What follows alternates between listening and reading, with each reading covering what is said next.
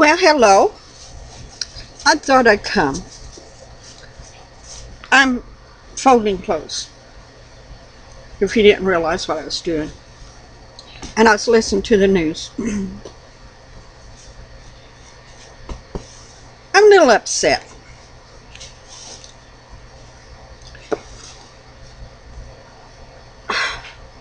I'm upset for what Obama said when he met with North Vietnam president.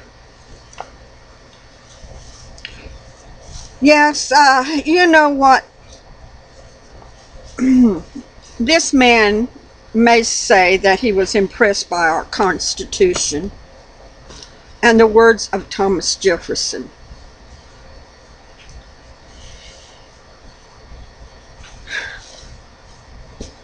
I don't know what he said. I wasn't there in the room with him and Obama. But I want to say something.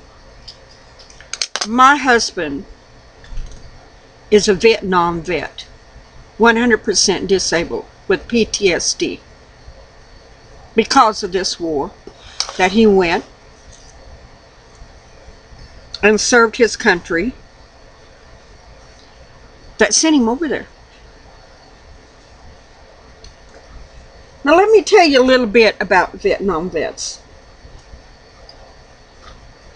being that my husband is one.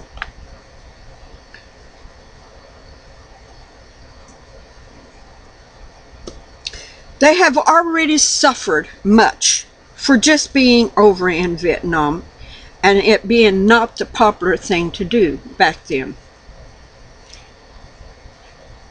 I don't know if any of you remember much about the history back in those days.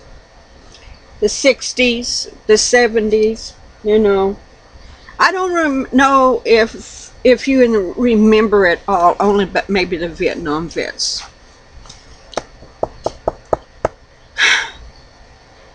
They were not respected when they come back. They did not have a ticker tape parade. When those boys come back from Vietnam on leave or something, they were more than often met by people protesting against the Vietnam War. They spit upon them, they called them baby killers, and they disrespected them to the most highest point. And then our president comes along and kind of honors the man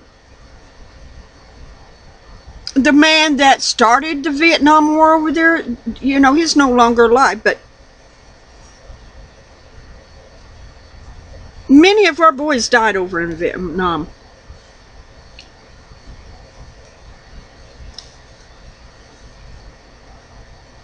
And there are still, if they're even alive, still prisoners over there that they never let go. Mr. President, did you talk to him about that, getting all of our men back?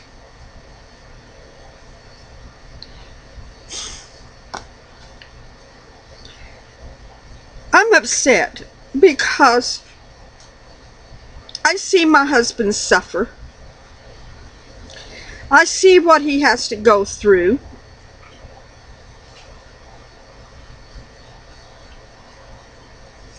And he did an honorable job, let me tell you.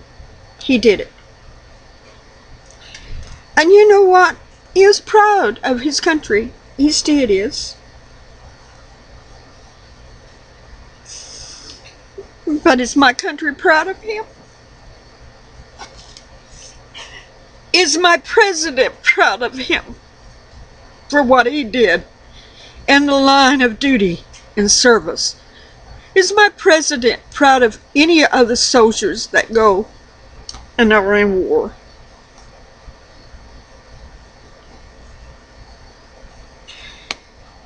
It just upset me that he would just, you know, say almost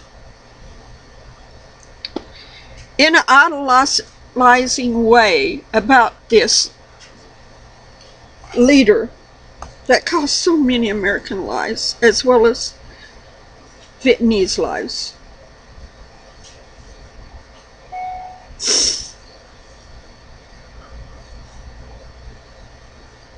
I'm upset. I think he owes not only my husband, but every Vietnam veteran apology. That's what I think about the situation. And if any of you guys that hear this, thank you. Thank you for serving. Thank you for even going over there, giving up your time, your life, your energy, giving up everything for your country.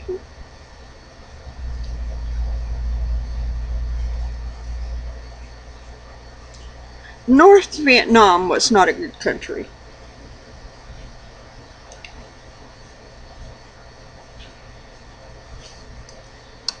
And they won. They won. Because we drawed out. Because our government said you can only fight. There's this line that's drawn in the jungle. And if they come over here, you can fight. But if they make it back over there, you can't do anything about it. They fought a war with their hands tied behind their back, without permission to fully engage. But what hurt me so much, after I became acquainted with my husband and knew him and knew a lot of Vietnam vets, the American people back there dishonored them so much.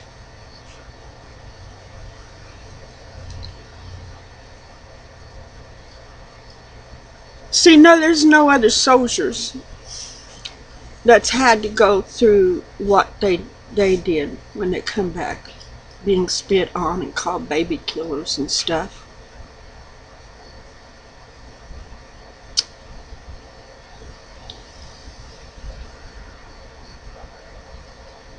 My husband is an honorable man.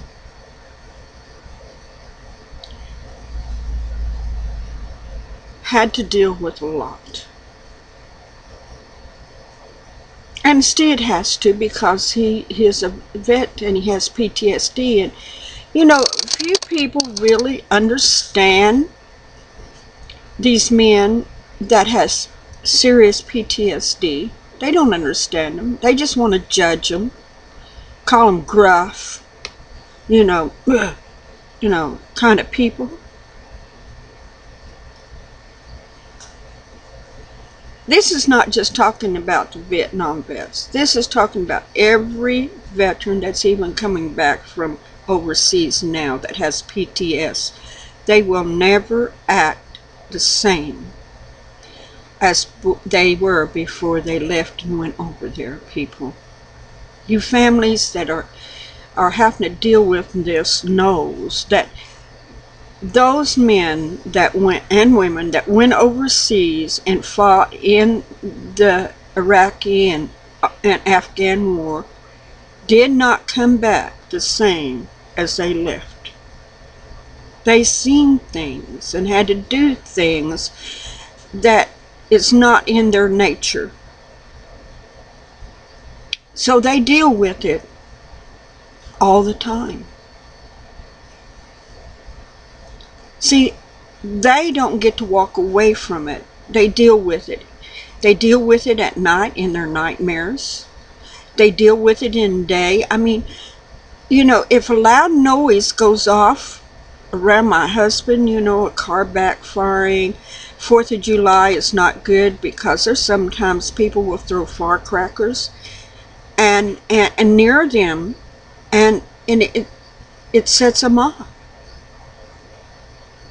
Just a noise sometimes will scare them half to death, puts them back into the mindset of being back over there. They don't act the same as what we society think they should act like. Shake it off, forget it, and walk on. No, you can't. There's no shaking it off. They have to live with it day and night. And us women that's married to them live with it too. Don't think we don't.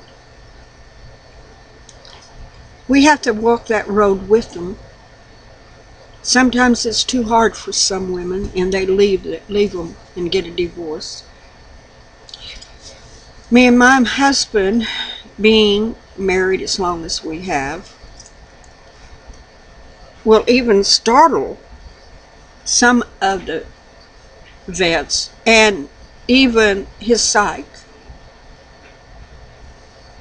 because usually they've been married quite a few times, because they have this different attitude that you live with.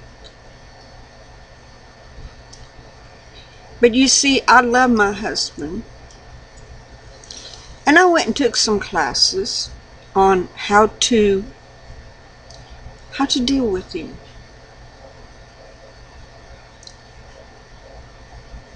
And has it always been easy? No. But there's one thing I know beyond reasoning, is my husband loves me, and he depends upon me, because I'm the only stable source in his life that is constant. Never turn against him, never belittle him, but walk with him and beside him. So when President Obama said the things that he said, it made me upset and mad. My husband is an honorable man. All Vietnam vets. There's some that's got into drugs and did some pretty horrible things because maybe they didn't have the backup that others had, or maybe they couldn't even deal with it,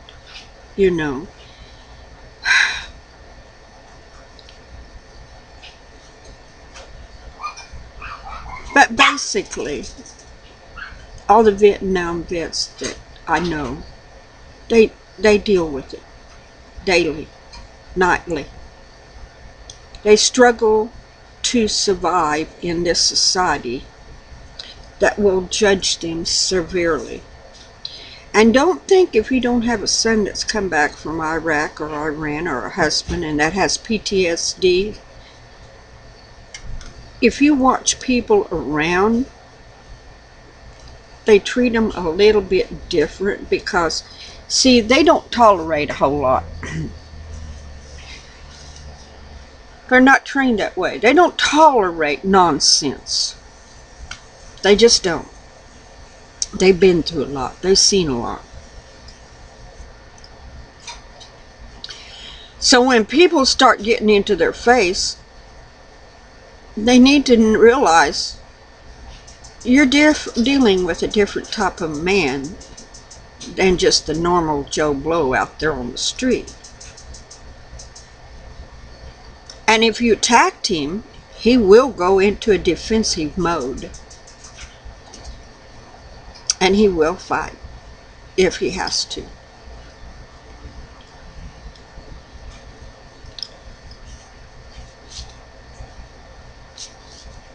I cannot believe how ignorant our president is getting day by day and by day. And he sits there smugly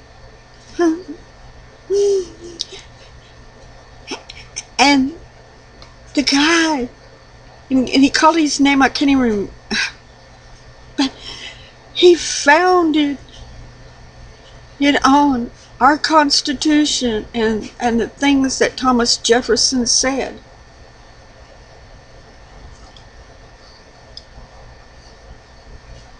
It's easy to quote Thomas Jefferson. It's easy to even quote our Constitution of the United States if you want to study it and learn it. It's easy to quote it. But do you live by it? Ho Chi Minh did not live by it. He was a dictator. That's exactly what he was, a dictator. So, what was so honorable about him quoting the Constitution of the United States and even Thomas Jefferson saying he was a dictator? Nothing like Thomas Jefferson, and the governing of his country was nothing like our Constitution of the United States. Believe me, if it had been, the presidents back then would have supported him instead of South Vietnam.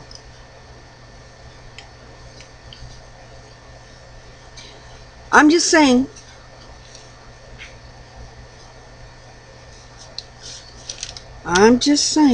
Mr. President, you stepped on some more potty stuff. I don't think this can be cleaned off your shoes like you might think it can. I think you'll be hearing from a lot of Vietnam vets on this. Maybe you'll get smart enough and really apologize. But in your arrogance and your superiority thinking, just a thought come to my head.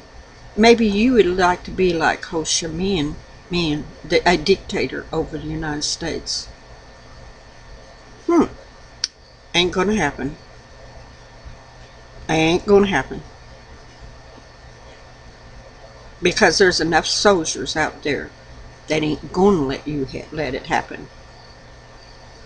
You ain't gonna be a dictator over America like he was over North Vietnam. Ain't gonna happen. Just saying. But I want to thank every Vietnam vet out there that served for our country. And I want to say to you very proudly, welcome home. Welcome home. And I want to say to all you other younger men that went over to Iran, Iraq, Afghanistan, you went over there and you did what the government wanted you to do. Thank you and welcome home. Be blessed.